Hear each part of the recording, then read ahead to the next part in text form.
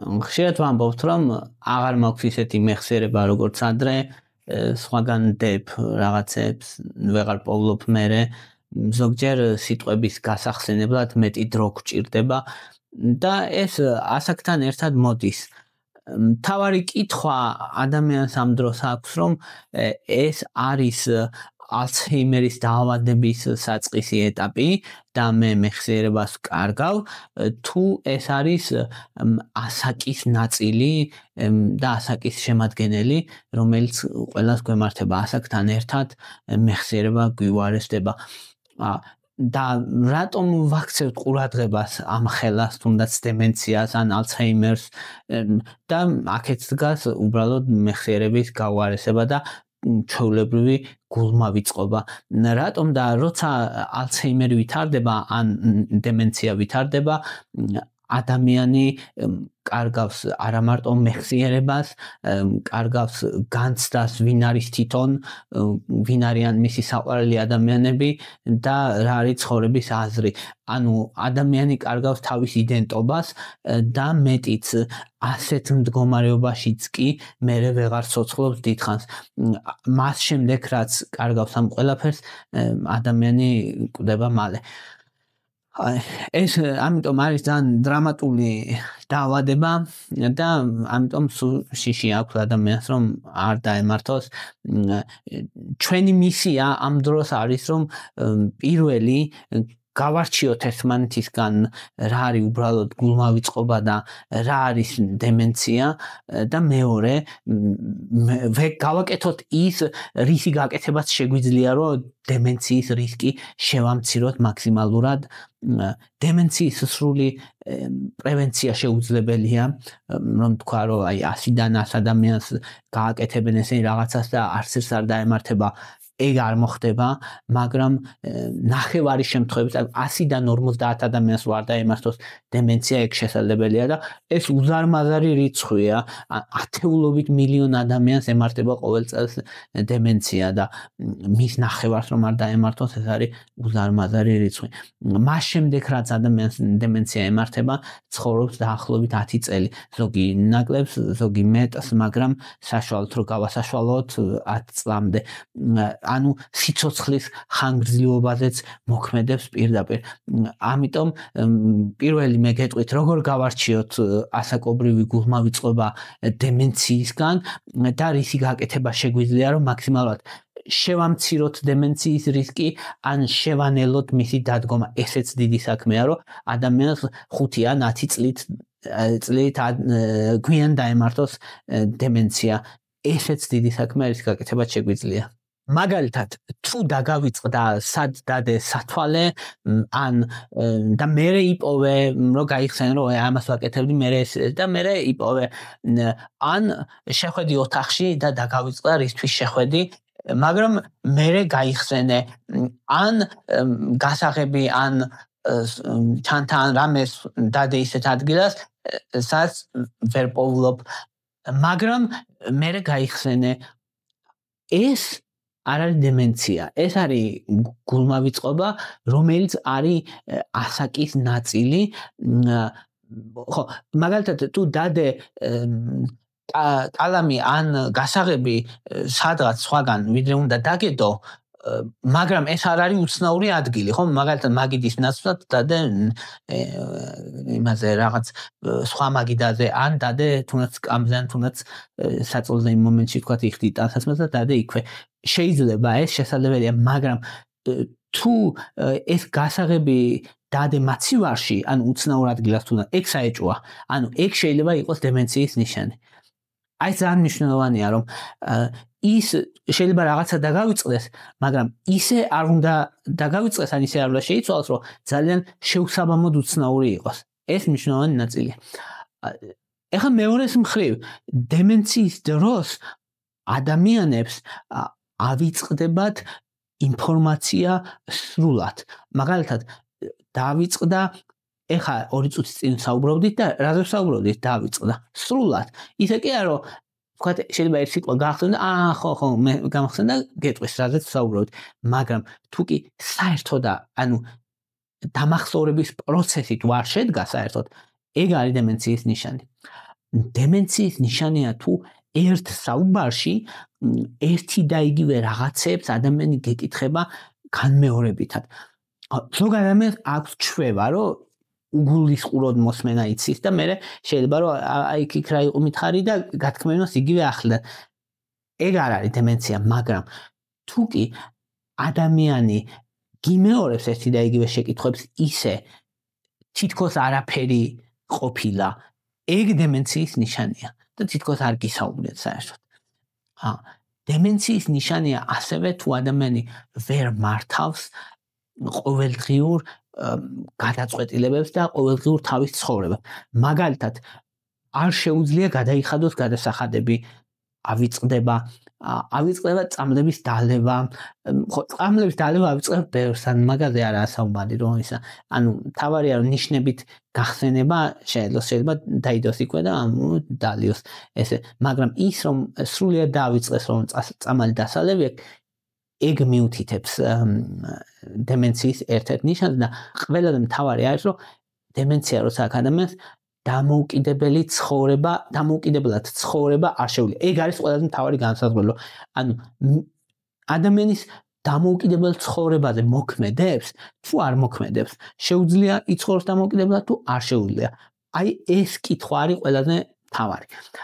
როცა საკითხი მიდის ახლის სწავლაზე, როცა ადამიანი ბერდება და ასაკი ემატება, კი, მას უჭირს ახლის სწავლა. მჭირდება მეტი გამეორება, სწავლის პროცესი ნელია, მაგრამ მაინც სწავლობს. რაც შეეხება ადამიანს, ვისაც დემენცია აქვს, პრაქტიკულად ვერაფერს ვერ სწავლობს ახალს.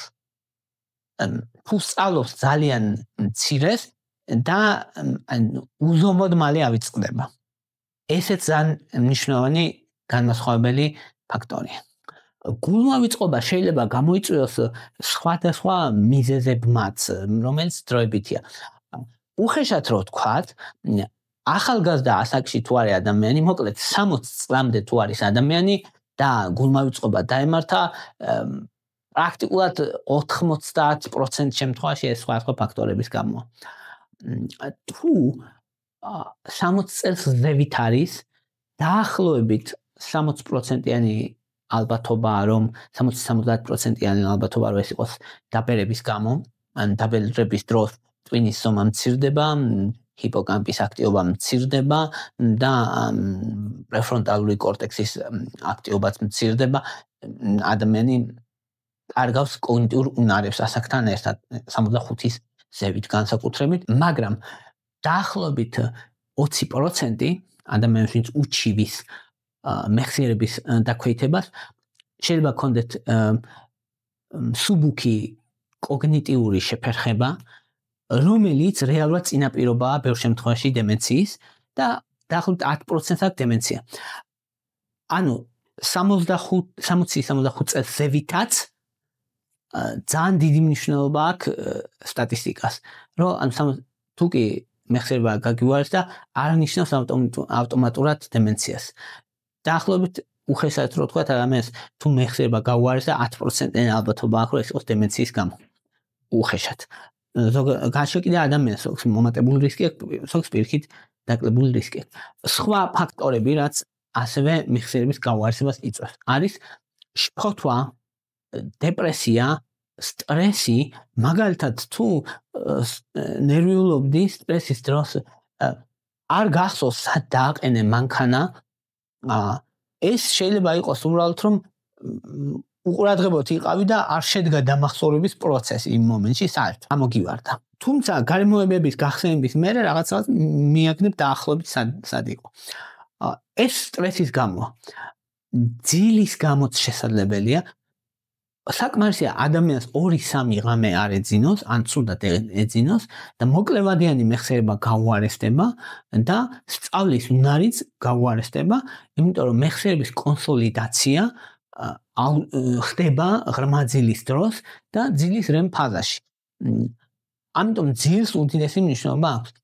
ზოგიერთი წამალი ასევე აუარესებს მეხსიერებას, მაგალითად ანტიჰისტამინები, ალერგიის წამალი, რომ ძველი თაობის განსაკუთრებით, სუპრასტინი და ეგენი, რატო აცეტილქოლინის აქტივობას ამცირებენ, რაც აუცილებელია ფოკუსისთვის, დასწავლისთვის და მეხსიერებისთვის, ასევე ზოგიერთი ანტიდეპრესანტი, ბენზოდიაზეპინები, შარგიბუშტის წამლები ზოგი, ამიტომ წამლებსაც ყურადღების შერჩევა ჭირდება. თუ მსუბუქი შეფერხება აქვს ადამიანს, ავიწყდება მუდმივად რაღაცები და ეს გაზომვადია, მაგრამ არ არის იმდენად ძლიერი, რომ მას ყოველდღიურ საქმიანობაში ხელს არ უშლის. ამ დროს ისმევა ხოლმე მსუბუქი კოგნიტიური შეფერხების დიაგნოზი.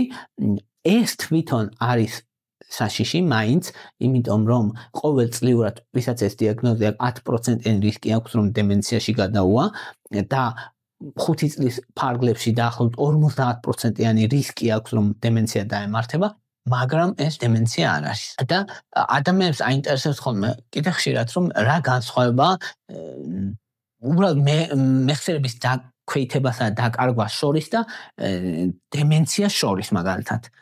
ან ალცჰეიმერს შორის, აი რა კავშირი აქვს, მაგალითად, მეხსიერების დაქვეითება იგივე დემენციაა და დემენცია იგივე ალცჰეიმერია. ეხლა გეტყვით როგორი კავშირია. მეხსიერების დაქვეითება არის სიმპტომი, რომ უბრალოდ რაღაცები გავიწყდება მაგალითად. ეს არის მეხსიერების პრობლემა. დემენცია არის სინდრომი. ანუ დემენცია არის კომპლექსი, რომლის ერთ-ერთი ნაწილი არის მეხსიერების დაქვეითება, მაგრამ სხვა დომენებზეც მოქმედებს ის. მოქმედებს ფოკუსზე, მოქმედებს კოგნიტიურ უნარებზე, ზოგადად აზროვნებაზე, მოქმედებს დამოუკიდებლად იფუნქციონირებს ადამიანმა. ანუ დემენციის დროს გაზომვადად ადამიანი კარგავს ტვინის ფუნქციებს, მათ შორის მეხსიერებას.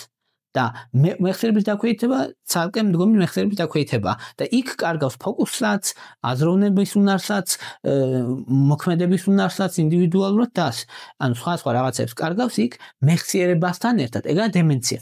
და დემენციის ყველაზე ხშირი მიზეზი არის ალცჰეიმერი. ანუ ალცჰეიმერი უკვე კონკრეტული დაავადებაა, რომელიც ყველაზე ხშირად იწვევს დემენციას. ანუ მეხსიერების დაქვეითება არის სიმპტომი, დემენცია არის სინდრომი და ალცჰეიმერი არის ყველაზე ხშირი დაავადება, რომელიც იწვევს აი ამ სინდრომს. ეს კორელაცია ერთმანეთთან. ახლა რისი გაკეთება შეგვიძლია?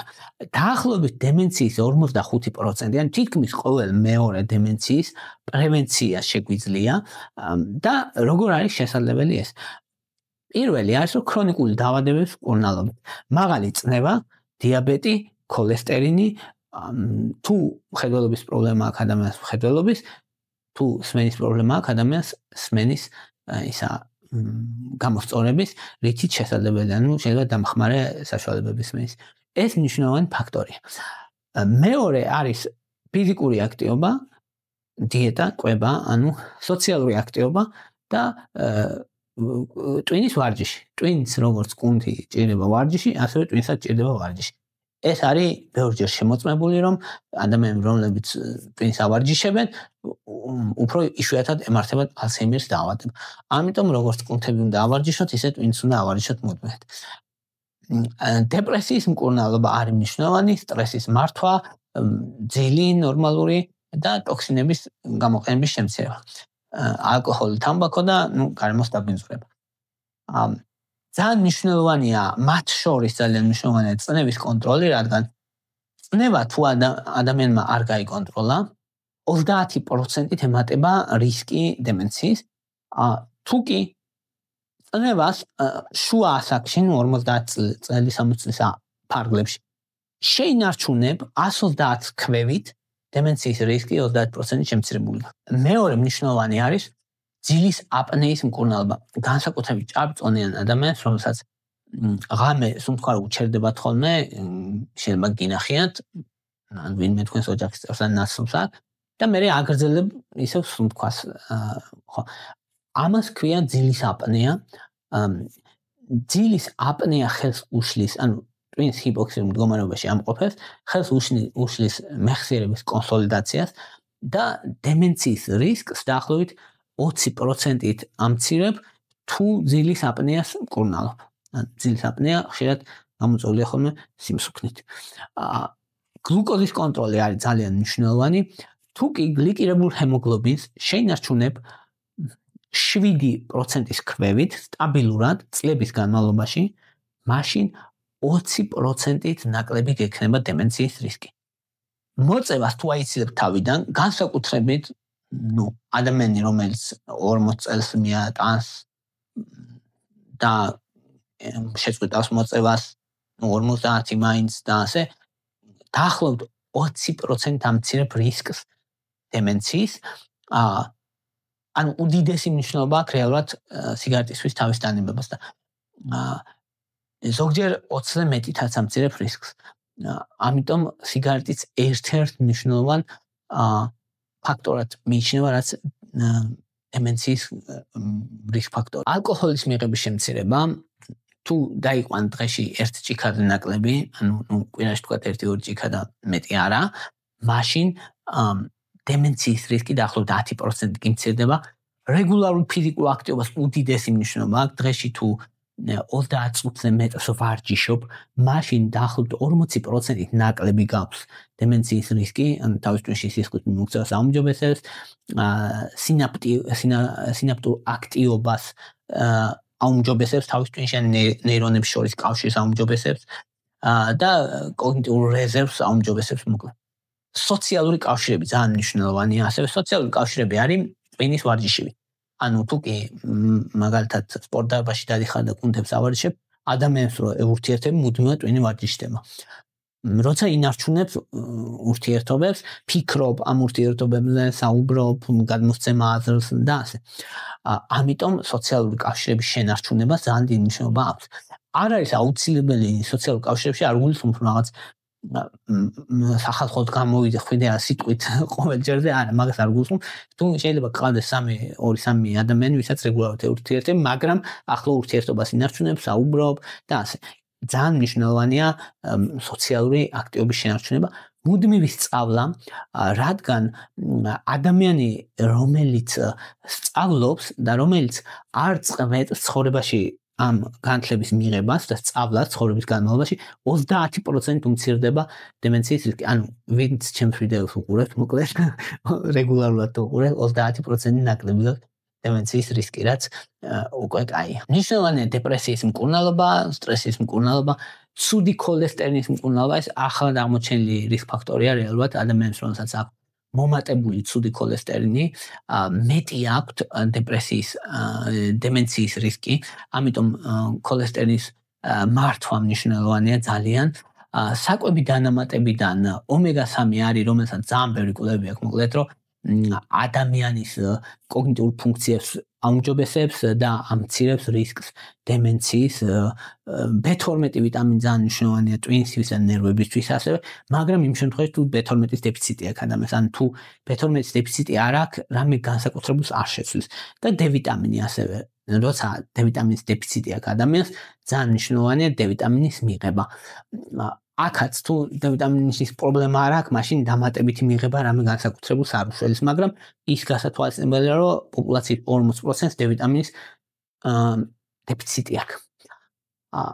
ჯამში აი ამ ყველაფრით, ამ ნაბიჯების გადადგმით, მცირე ნაბიჯები, მაგრამ დიდი ეფექტით, შეგიძლია შემცირო მნიშვნელოვნად დემენციის რისკი, გაიუმჯობესო მეხსიერება და თუ ვერ შეამცირებს საერთოდ დემენციის რისკს და ვერ აირიდებ თავიდან, როგორც მინიმუმ შეგიძლია 5-10 წლით გადადო დემენციის დამართება. ანუ დემენცია თუნდა დამართნოდა ადამიანს, ვთქვათ, 70 წლის ასაკში, დაემართება 80 წლის ასაკში. პატარა საქმეა, უზარმაზარი საქმეა, ხო? ან ნაჩუქარი 5-10 წელია. რაც ეს წლები შეიძლება არ ჩანს დიდად, როცა ადამიანი 20 წლისაა, მაგრამ როცა 40-ს აცილდები, უკვე ყოველი წელი ძალიან ძვირფასია და ძალიან უკვე მნიშვნელოვანი დროა, იმიტომ რომ იქით-იქით ძალიან ძნელია. აი ეს იყო რის თქმაც მინდოდა, მადლობა რომ მისმენთ, მადლობა რომ გაინტერესებთ. თუ მოგწონთ ჩემი ვიდეოები, დალაიქეთ, თუ მოგწონთ ჩემი არხი, გამოწერეთ. მადლობა ინტერესისთვის.